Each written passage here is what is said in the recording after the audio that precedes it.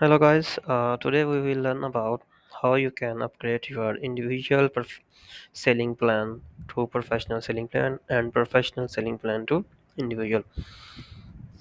So you need to go to the setting, then account info. You need to check the selling plan. So right now the selling plan is professional for this account, but I will show you what you need to do actually if it's not professional and if it's in individual. Okay, so you can see here right now it's an individual professional selling plan, and I just need to click on individual to apply change, and then it will be reverted back to, yes, you can click on yes downgrade, and then it will be downgrade from professional selling plan to individual. Okay, I'm not doing it now.